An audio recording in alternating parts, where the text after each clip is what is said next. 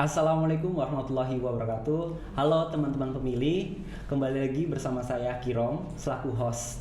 Pada kesempatan kali ini, selamat datang di podcast Ngopi Dalu, Ngobrol Pintar, Pilkada dan Pemilu bersama KPU Belitung.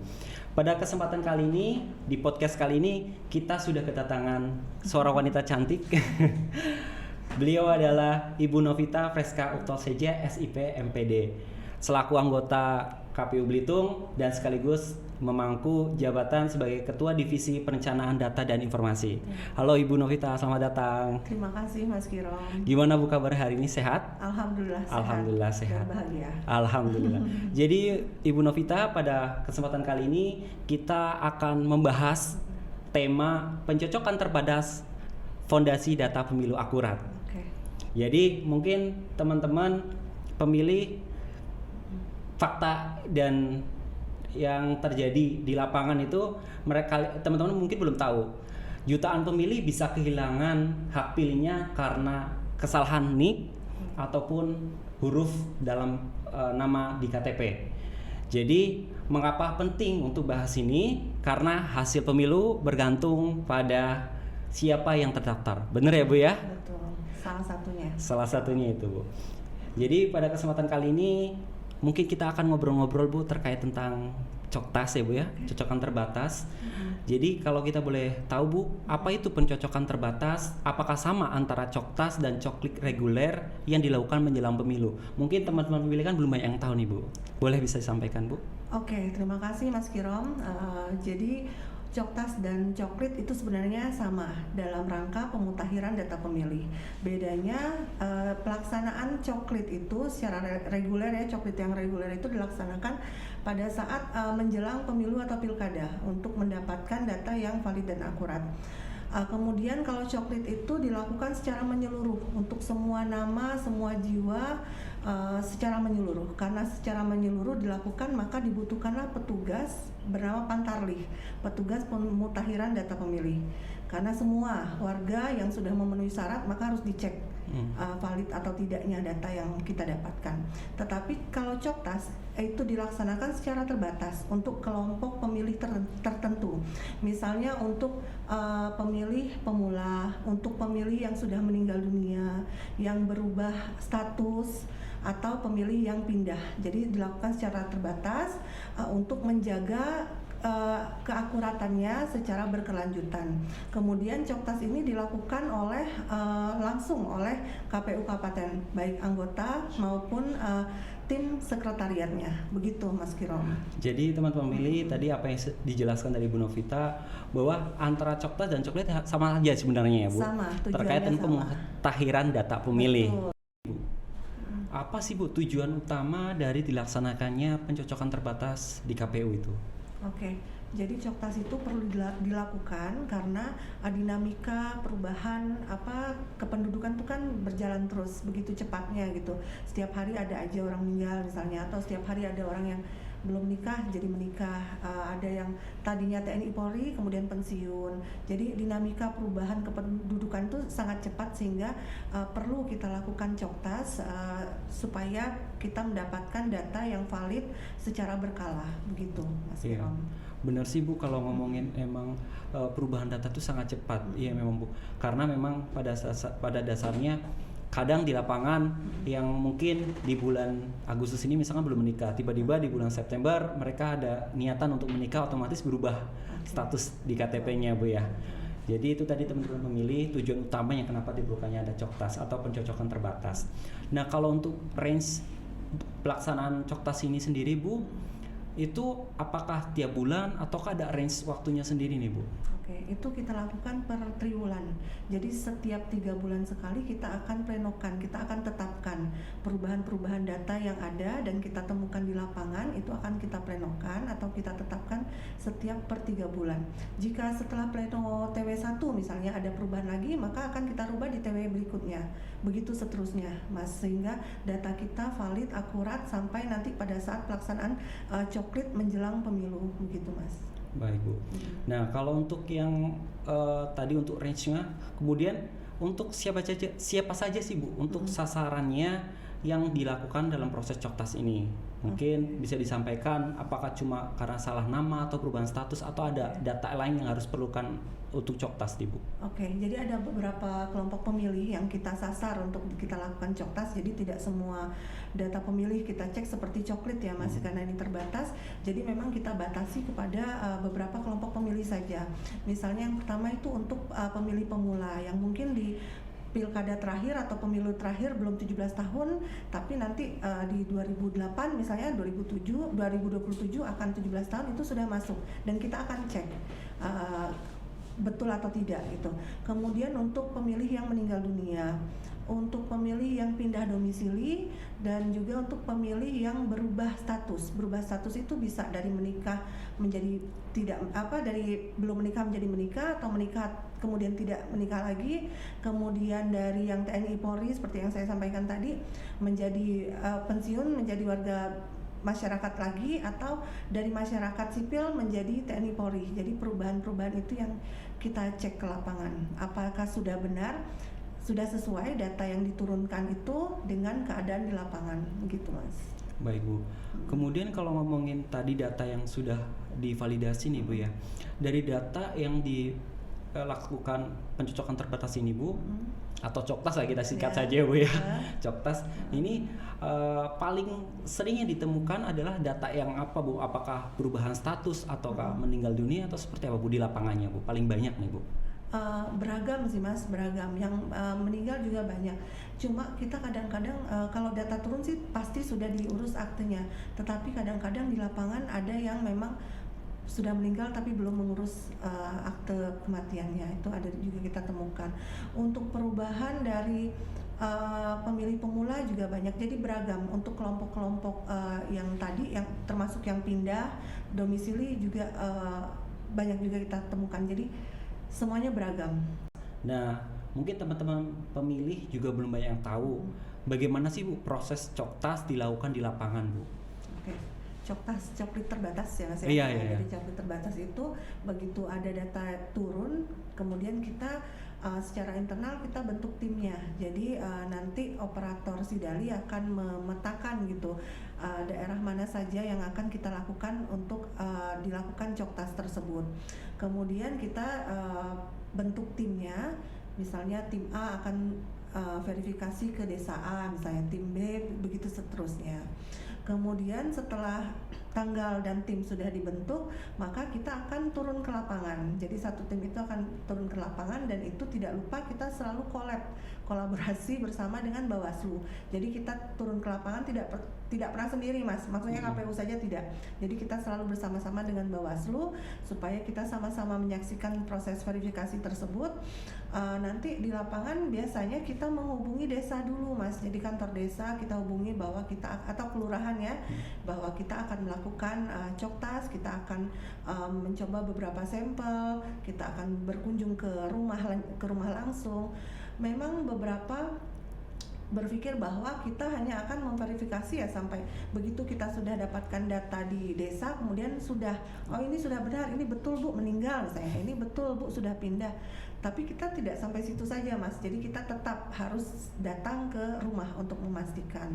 Nah biasanya nanti kita akan bersama-sama dengan Pak RT atau Bu RT-nya supaya kita tahu bahwa oh ini rumahnya gitu. Kalaupun tidak ditemukan rumahnya, kalau kita berangkat sendiri mungkin ya, tapi dengan kita menghubungi RT itu jadi lebih mudah proses Coktasnya gitu Mas. Baik Bu. Jadi memang ada tim khusus untuk Coktas ini ya Bu ya. Jadi kalau ngomongin dari tim juga ada pengawasan juga dari Bawaslu saat pencocokan terbatas di di lapangan.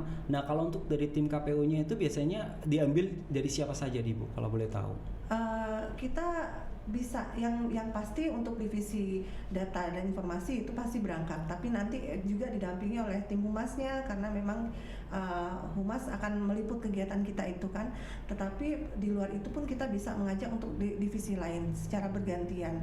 Jadi untuk turun ke lapangan tidak harus Datin saja, tetapi bersama-sama dengan divisi lain kita lakukan Coktas tersebut gitu Mas. Nah kalau untuk Coktas ini untuk daerah untuk daerah Coktas ini apakah mungkin diambil secara random ataukah memang sudah ditentukan dari KPU-nya itu sendiri sih Bu? Oke. Sebetulnya kita sampling dulu, kita utamakan atau kita dahulukan daerah-daerah yang memang perubahan penduduknya itu cepat sekali. Kalau di Kabupaten Belitung ini ya Mas ya, itu seperti Desa Pangkalalang, Lesung Batang, Air Merbau yang memang ya tadi dinamika perubahan penduduknya cepat, sehingga kita ambil sampel yang terdekat yang itu dulu gitu. Untuk berikutnya, untuk TW berikutnya mungkin kita akan lakukan Coktas lebih luas lagi gitu Mas. Nah kalau ngomongin tadi di Coktas di lapangan pasti kita bakal menemukan suatu tantangan atau hambatan ya Bu ya. Nah kalau boleh tahu bisa di share ke teman-teman pemilih nih Bu ya. Sebenarnya tantangannya apa aja sih Bu? Mungkin ada hal lucu, hal menarik yang bisa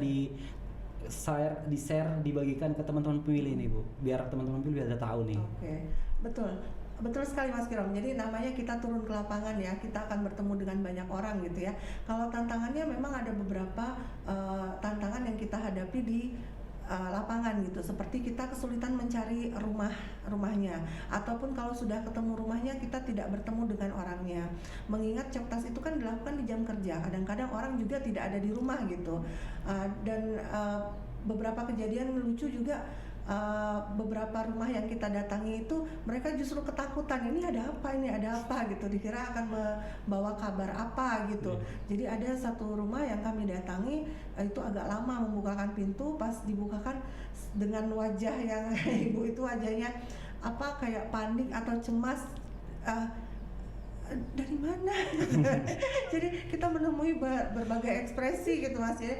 Begitu kita sudah perkenalkan diri dulu kan, izin Bu, kami dari KPU, kami hanya ingin bertanya ini, baru ya Allah saya pikir ada apa gitu. Jadi kita bertemu dengan beberapa orang yang memang sudah panik duluan gitu Mas. Jadi mungkin perlu juga kita lakukan sosialisasi terlebih dahulu bahwa di masa-masa ini kita sedang melakukan Coktas. Jadi sehingga kalau kedatangan tamu dengan logo KPU atau Bawaslu itu tidak perlu khawatir, karena kita hanya ingin mencocokkan saja begitu.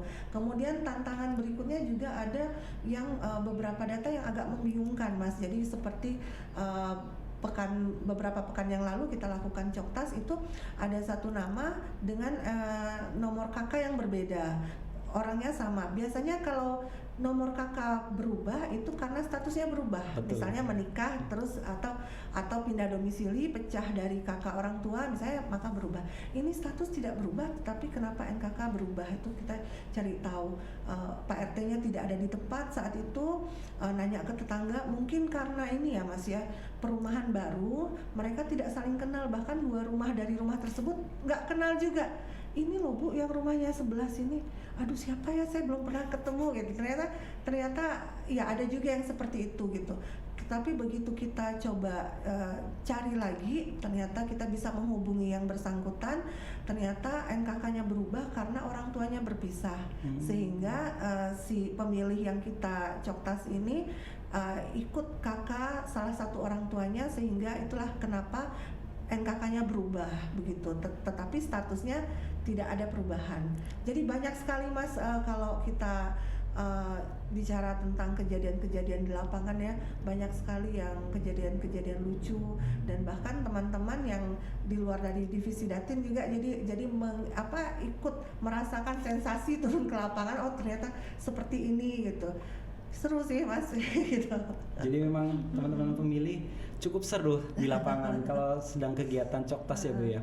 Kita bisa membayangkan gimana Pantarli ketika melakukan coklit ya Bu ya. Luar biasa, nyari alamat. Kadang mungkin kita mendatangi RT-nya tidak ada tempat, jadi bingung, ditanyakan tetangganya nggak kenal.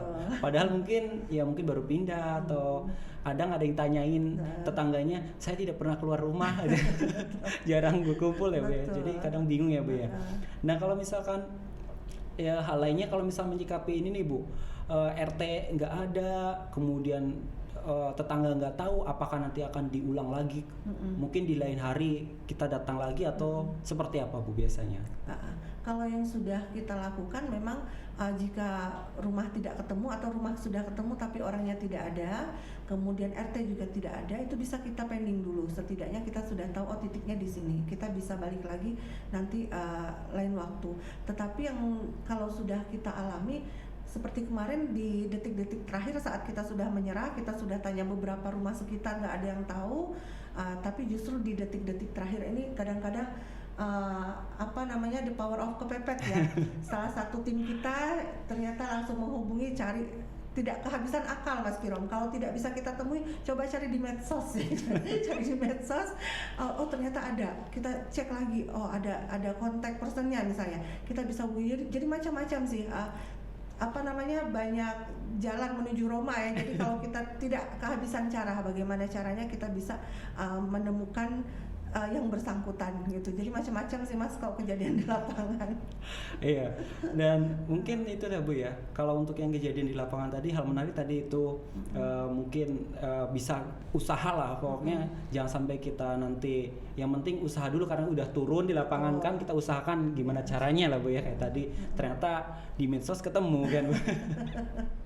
Mungkin, dan juga ada nggak Bu misalkan cerita lucunya, ternyata ketika pendudukan dataan ternyata mungkin kerabat kita yang masuk ke dalam data ini yang perlu dicoktas. Pernah kejadian seperti itu? Pernah. Itu kebetulan kita waktu itu melakukan coktas bersama-sama Bawaslu kan.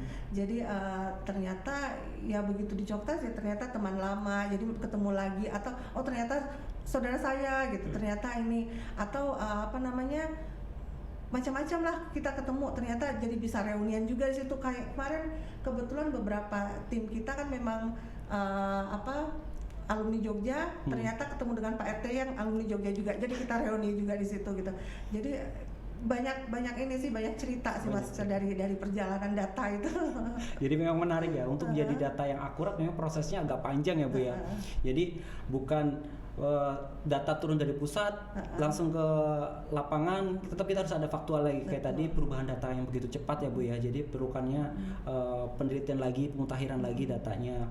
Dan kalau ngomongin tadi ini Bu, coktas berarti selain hal menarik ini, sebenarnya dari sekian banyak ya hal yang tantangan ditemukan tuh yang paling ngena atau paling yang bikin teringat terus tuh apa nih Bu? Misalkan dalam proses coktas ini Bu, tantangan paling besar lah yang sering terjadi di lapangan.